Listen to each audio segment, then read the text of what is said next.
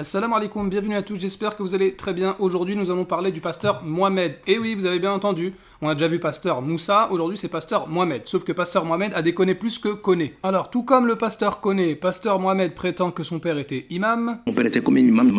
Mes parents sont des personnes très pieuses. Très tôt, mon père nous éduquait. Et comme Koné, il prétend qu'il était à l'école coranique et puis qu'il a étudié l'islam. Une école coranique, les sourates. Tout comme le pasteur Moussa Koné, il prétend qu'il entend des voix. Pendant que je prie, j'entends cette voix à l'intérieur de moi. Suis Jésus. Tout comme le pasteur Moussa Koné, ce n'était absolument pas un musulman modèle. Très tôt, je vais rentrer un peu dans la débauche, l'impudicité, les filles, la tricherie. Comme Moussa Koné, pasteur Mohamed est un ancien sorcier. Vous savez, quelquefois dans l'islam, on se permet de faire quelques pratiques occultes. Moi, je fais un peu de fétichisme, de trucs pour embouter. Mais j'ai senti qu'en un instant, tous ces esprits étaient partis. Et tout comme Moussa Koné, eh bien, pasteur Mohamed va ruser pour attirer les gens à Jésus. Et comment il va faire? Eh bien, il va utiliser son nom Mohamed pour prêcher Jésus. Voilà, c'est pourquoi je m'appelle Mohamed. Et que j'ai même préféré garder ce prénom. Parce que ça a souvent été pour moi un moyen pour attirer les personnes à savoir, mais pourquoi tu portes un nom pareil et puis tu parles de Dieu, pasteur, Mohamed. Bon, ça choque un peu souvent. Ça choque, mais c'est un bon choc, quoi. Voilà, c'est un bon choc et ça me permet de pouvoir parler de Jésus. Ainsi, le cas du pasteur Mohamed Sanogo est très semblable à celui de Moussa Koné. Voilà, des anciens imams ou bien des anciens fils d'imams qui lisaient des sourates et ainsi de suite. Mais le problème du pasteur Mohamed, c'est qu'il va faire pire que Moussa Koné. Et le Coran nous dit ici وَمَنْ أَظْلَمُ مِمَّنِ افْتَرَى عَلَى اللَّهِ كَذِبًا أَوْ كَذَّبَ بِآيَاتِهِ. Qui donc est plus injuste que celui qui invente un mensonge contre Allah ou qui traite de mensonges ces versets? Le pasteur Moussa Koné avait traité de mensonges les versets d'Allah. Mais le pasteur Mohamed Sanogo, il va faire ça, il va démentir le Coran, mais en plus il va inventer un mensonge contre Allah. Restons toujours dans la sourate 6. وَمَنْ أَظْلَمُ مِمَّنِ افْتَرَى عَلَى اللَّهِ كَذِبًا أَوْ قَالَ أُوحِيَ إِلَيَّ وَلَمْ يُوحَ إِلَيْهِ شَيْءٌ. Et quel pire injuste que celui qui fabrique un mensonge contre Allah ou qui dit « révélation m'a été faite » quand rien ne lui a été révélé. Le problème de ce pasteur Mohamed Sanogo, qui paraît bien moins prétentieux que Moussa Koné, eh bien c'est que il a refusé le Coran. Vous voyez le Coran, Allah Azza wa Jal, il a dit وَهَذَا كِتَابٌ أَنزَلْنَاهُ مُبَارَكٌ. Le Coran c'est un livre qui est béni. Eh bien il a refusé ce livre-là, mais par contre il ne refuse pas de se faire appeler Mohamed. Donc en apparence il s'appelle Mohamed mais il refuse la révélation, le Coran. Eh bien lorsqu'il a refusé cette bénédiction-là du Coran, il est passé dans le verset d'après. Maintenant il prétend être un prophète qui reçoit des révélations. Allahu Akbar. Dieu m'a accordé la grâce d'avoir une révélation, Au début quand j'ai reçu la parole, j'étais dans la chambre, je travaillais, dans mon bureau je travaillais, puis l'esprit m'a conduit à un moment donné.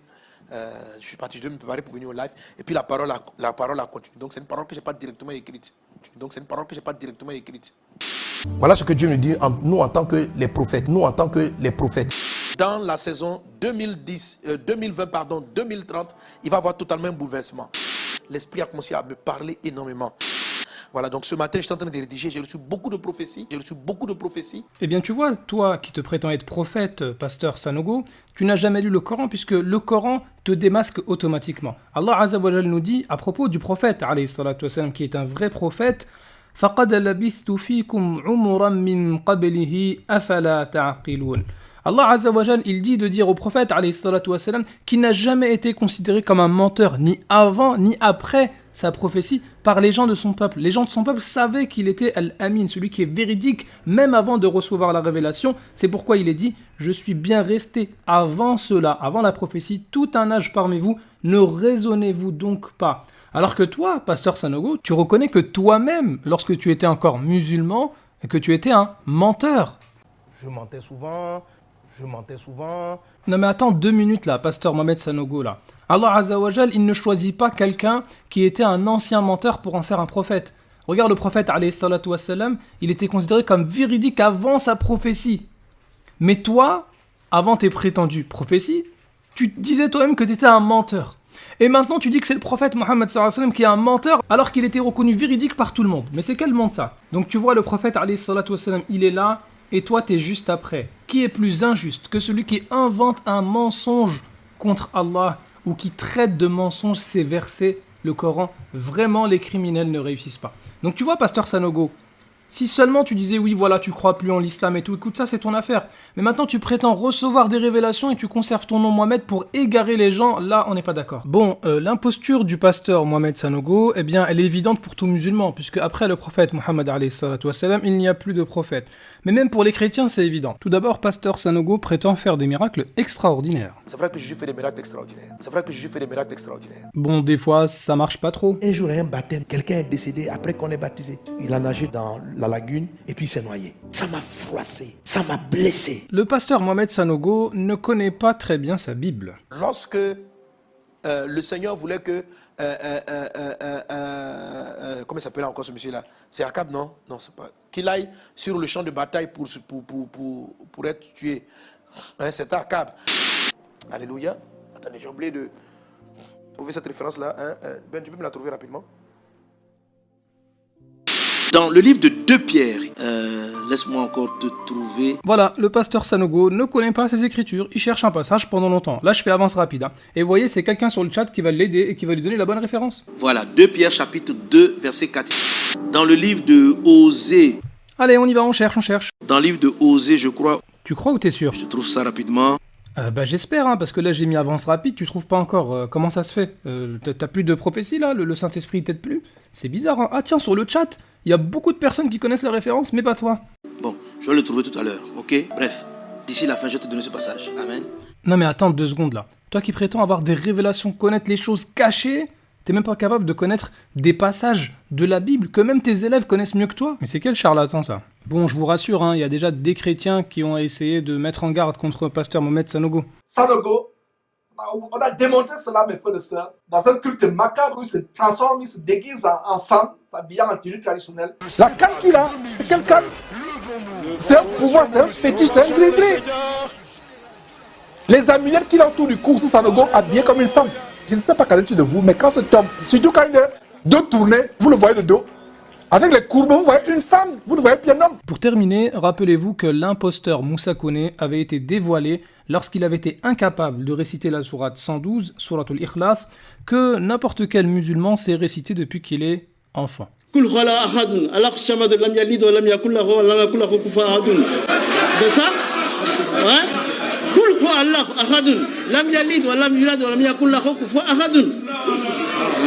C'est ça. C'est pas facile, c'est pas simple. C'est simple ça. Par contre, l'imposteur Mohamed Sanogo a fait pire.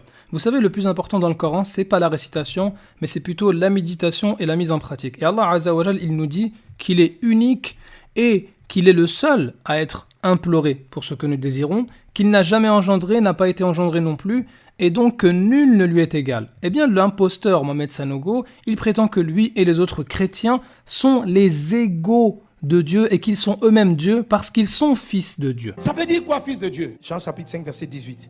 À cause de cela, les Juifs cherchaient encore plus à le faire mourir. Non seulement parce qu'il violait le sabbat, mais parce qu'il appelait Dieu son propre Père. Dire que Dieu est ton propre Père, ça fait quoi? Oui, tu es égal à Dieu. C'est pas parce que c'est Sanogo qui l'a dit. C'est ta propre Bible. C'est même pas une interprétation du texte. C'est ce qui est écrit littéralement. Dire qu'on est fils de Dieu, ça signifie qu'on est égal à Dieu. Égal à Dieu, ça ne veut pas dire que tu es Dieu. Ça signifie que vous êtes de la même espèce. Il y a une différence entre engendrer et puis créer. Vous êtes des fils parce que vous avez été engendrés. C'est-à-dire que vous êtes des dieux. J'avais dit vous êtes tous des fils du... Vous êtes des dieux, pourquoi? Parce que vous êtes des fils du Très-Haut. Voilà comment l'imposteur Mohamed Sanogo a été dévoilé. Lui qui a rejeté le Coran et le prophète Mohammed alayhi salatu wassalam, il a prétendu par la suite recevoir des révélations et maintenant il dit oui, nous sommes les fils de Dieu et nous sommes égaux à Dieu et nous sommes Dieu. Et ça, c'est contredire le plus grand des commandements et c'est l'enfer éternel. Wallahu al-musta'an.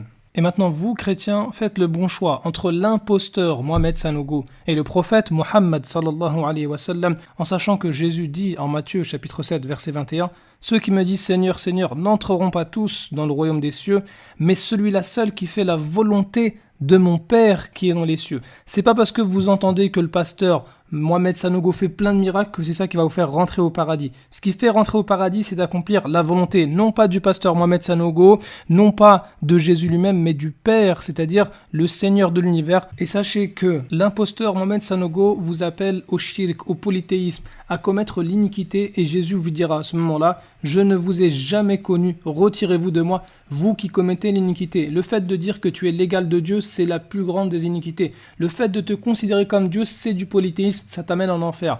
Alors que le prophète Muhammad sallallahu alayhi wa sallam, le prophète de l'islam, lui, il va te guider grâce à Allah Azza wa Jal au tawhid, à accomplir la volonté d'Allah Azza wa Jal uniquement. Et c'est ça qui va te faire rentrer au paradis. قل إن كنتم تحبون الله فاتبعوني يحببكم الله ويغفر لكم ذنوبكم والله غفور رحيم قل أطيعوا الله والرسول فإن تولوا فإن الله لا يحب الكافرين